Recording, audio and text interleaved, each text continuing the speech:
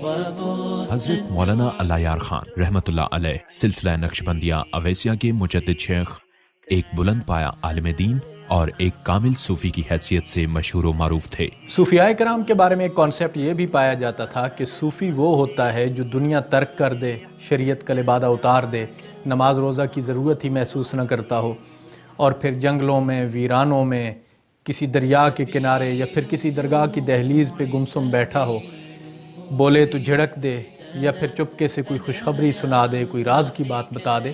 تو حضرت جی رحمۃ اللہ علیہ نے اس جاہلانہ تصور کی نفی فرمائی اور پھر دلائل السلوک جیسی مارکۃ الآراء کتاب لکھ کر طریقت کا پلو شریعت کے دامن سے باندھ دیا۔ آپ 1904 میں ضلع میاں والی کے گاؤں چکرالا کے ایک زمیندار گھرانے میں پیدا ہوئے۔ والد کا نام ذوالفقار آوان تھا جو کہ کھیتی باڑی کے پیشہ سے وابستہ تھے۔ آپ کا بچپن کھیتی باڑی کے امور میں والد کا ہاتھ بٹاتے گزرا۔ سنت انبیاء کی پیروی میں آپ کو بکریاں چرانے کی سعادت بھی نصیب ہوئی۔ حضور علیہ الصلوۃ والسلام کی نبوت کے ظاہری و باطنی جمال کا پرتو آپ کے چہرے کا نور اور آپ کے قلب مطہر کی روشنی تھا۔ آپ کے ماموں پشاور پولیس میں ملازم تھے۔ آپ نے ہوش سنبھالا تو وہ آپ کو ساتھ لے گئے اور محکمہ پولیس میں بھرتی کروا دیا۔ اگرچہ اس زمانے میں پولیس کی ملازمت کو ایک اعزاز سمجھا جاتا تھا، مگر آپ کے مزاج باصفا کو یہ ملازمت پسند نہ آئی تو اسے چھوڑ دیا۔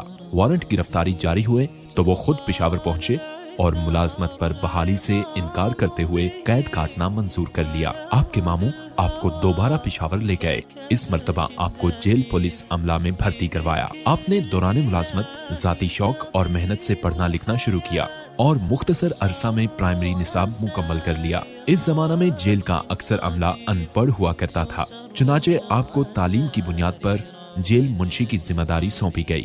اس دوران آپ نے دینی تعلیم کا آغاز کیا۔ بطور جیل منشی قیدیوں کے راشن کا حساب رکھنا آپ کے ذمہ تھا۔ آپ ہر چیز کی درست مقدار تحریر فرماتے، جس کی وجہ سے داروغہ جیل کے لیے راشن کے معاملہ میں ہیرا پھیری کرنا ممکن نہ رہا۔ اسی حوالے سے ایک روز داروغہ جیل سے جھگڑا ہوا اور آپ نے ملازمت چھوڑ دی۔ دوران ملازمت ہی آپ دینی تعلیم کے حصول کا فیصلہ کر چکے تھے۔ گھر واپسی کے چند ہی روز بعد حصول علم کی غرض سے روانہ ہو گئے۔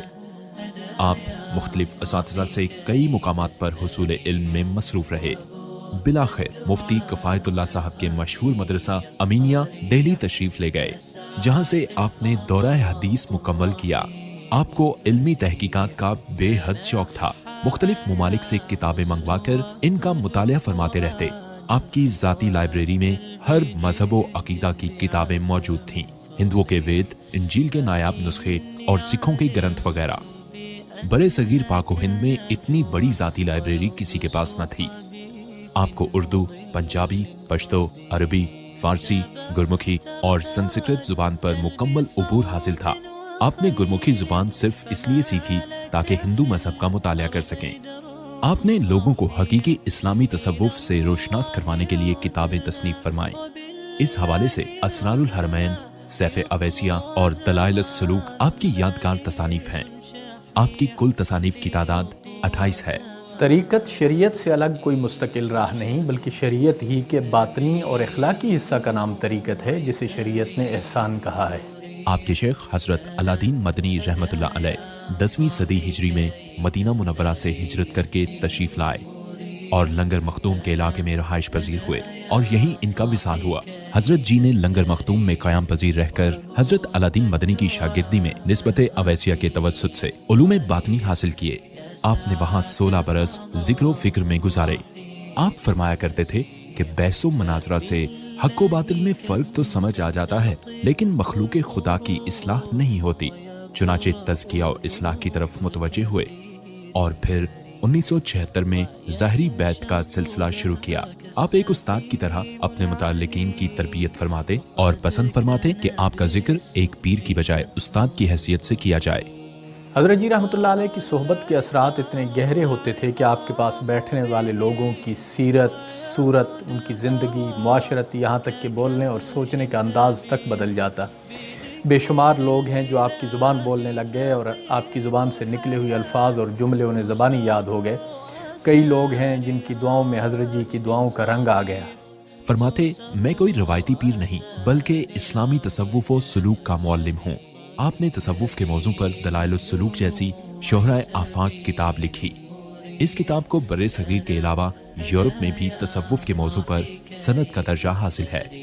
आपके मुरीदैन की एक बड़ी तादाद अफवाज पाकिस्तान से मुंसलिक है। 1971 की जंग के बाद कैदियों को इंडिया मुंतकिल किया गया तो इनमें से मेजर एहसन बेग साहब के पास इत्तफाक से हजरत जी की किताब दलाइल-उस-सुलूक का एक नुस्खा मौजूद था, जिसे मुख्तलिफ ऑफिसर्स ने पढ़ा और हजरत जी का पैगाम इनके दिल में उतर गया और यूं ऑफिसर्स की एक कसीर तादाद ने इज्तमाई जिक्र शुरू कर दिया, जिससे उन्हें कैद की हालत में सुकून कल्ब नसीब हुआ। कैद के दौरान ही कर्नल मतलूब हुसैन ने खुफिया तौर पर दलाइल-उस-सुलूक का अंग्रेजी तर्जुमा शुरू किया, जिसे इंतहाई बारीक तहरीर में कागज के छोटे छोटे पुर्जों पर लिखा गया और फिर पतलून के पांचों में सीकर मुख्तलिफ अहबाब के जरिए पाकिस्तान पहुंचाया गया। अफवाज पाकिस्तान के यही अफसरान बाद में सिलसिला आलिया की तरवीज का सबब बने। हजरत जी रहमतुल्लाह अलैह ने मुतअद्दिद पेशगोइयां फरमाई जो कि हरफ ब हरफ सही साबित हुई। 1975 में अफगानिस्तान पर रूसी हमले से मुतालिक पेशगोई करते हुए फरमाया कि रूस 1979 में अफगानिस्तान पर भरपूर हमला करेगा और फिर रूस टूट जाएगा और मांग कर खाएगा। मारूफ कालिम निगार हारून रशीद लिखते हैं कि इस जंग से मुतालिक रिपोर्टिंग के दौरान रूसियों को मांग कर खाते हुए मैंने खुद अपनी आंखों से देखा। 1971 की पाक भारत जंग के बाद फरमाया कि अब पाकिस्तान और हिंदुस्तान के दरमियान गज़वातुल हिंद से पहले कोई बड़ी जंग नहीं होगी। आपके मुरीदैन की तादाद लाखों में है।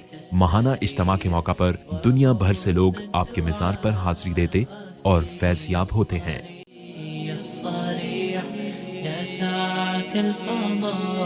हजरत जी रहमतुल्लाह अलैह फरमाया करते थे कि दुनिया में तो चूंकि दुनियावी मामलात होते हैं, परेशानियां होती हैं, मसाइल होते हैं, तो तवज्जो उधर भी चली जाती है।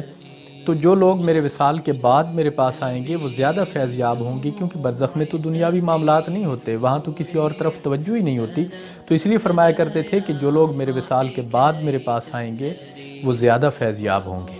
आपने 18 फरवरी 1984 को वफात पाई और यूं मुर्शिदाबाद की ज़मीन को आपकी आखिरी आरामगाह बनने का शर्फ हासिल हुआ। विसाल मुबारक से कबल इलाज की गरज से इस्लामाबाद रवाना होने लगे तो हमारी वालिदा, जो कि हज़रत जी रहमतुल्लाह अलैह की साहिबजादी हैं, उन्हें पास बिठाकर कुछ वसीयतें फरमाईं। उसके बाद मेरा हाथ अपने मुबारक हाथों में लेकर बैत के कलिमात इरशाद फरमाए। तो मैं चूँकि कम उम्र था, बमुश्किल 5 साल उम्र थी, तो मेरी वालिदा ने खुशगवार हैरत के साथ ये सवाल किया कि अब्बा जी क्या बैत के लिए शऊरी तौर पर आमादा होना ज़रूरी नहीं? तो फरमाया बहैसियत वालिदा बेटे के मामले में आपका आमादा होना काफ़ी है। उसके बाद फरमाया कि हज़रत अब्दुल्लाह इब्न ज़ुबैर रज़ियल्लाहु तआला अन्हु को जब रसूलुल्लाह सल्लल्लाहु अलैहि वसल्लम की खिदमत में बैत की गरज से पेश किया गया तो उनकी उम्र मुबारक सिर्फ 7 साल थी। इसके बाद हज़रत इस्लामाबाद रवाना होने लगे तो दरवाज़े के पास पहुंचकर मुड़े और लाठी के सहारे खड़े होकर घर के दरो दीवार को अलविदाई नज़रों से देखा और रवाना हो गए। इसके बाद इस्लामाबाद ही में आपका विसाल हुआ। आपकी वफात सिर्फ आपके अहले खाना का ही नहीं बल्कि दुनियाए तसव्वुफ व सुलूक के लिए बहुत बड़ा हादसा था। इसी तरह इल्म अमल, मुजाहिदो इस्तकामत और तकवा व तहारत की एक ऐसी मसनद खाली हुई जो शायद अब रोज़े क़यामत तक खाली ही रहेगी।